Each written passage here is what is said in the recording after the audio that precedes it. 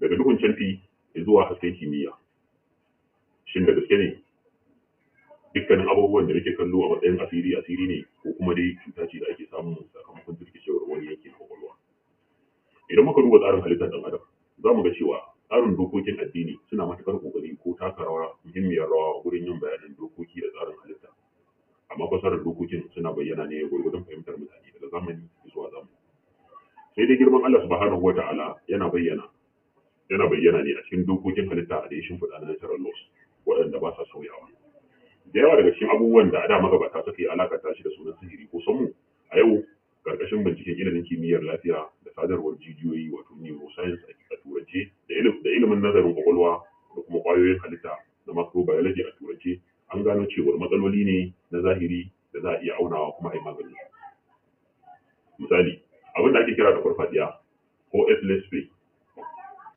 wanda al'ada ake alaƙanta hakan da shigar aljanu. A yau ilimin kimiyyar lafiya da sadarwar jijiyoyi neuroscience an gano cewa hakan na faruwa ne sakamakon wani tashin lantarki ko abin da ake kira da electric storm a turance da ke faruwa a cikin kwakwalwa wanda ke janyo mutum ya faɗi ko ya rika surutai. Haka ma cutar schizophrenia wanda mai ita ke jin muryoyi ko ganin sufofi wanda a zahiri yake ganin kamar aljanu ne, to ba aljanu ba ne, kawai rashin daidaiton sinadarin dopamine ne na kwakwalwa wanda ke haifar da rudewar tunani. Haka kuma akwai ƙwayoyin cuta irin su toxoplasma gondii da wasu nau'i na rumfar kwado ko fungus ko wasu tsirrai da ke iya shiga cikin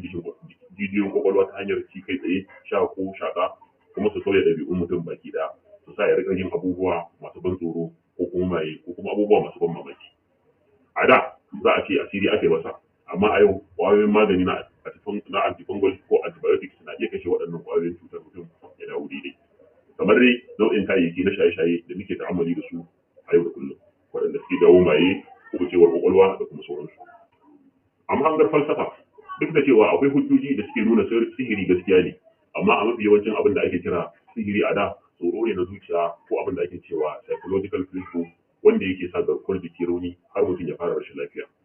Gaskiyar ita ce rayuwa tana tafiya ne akan tsarin da Allah subhanahu wata'ala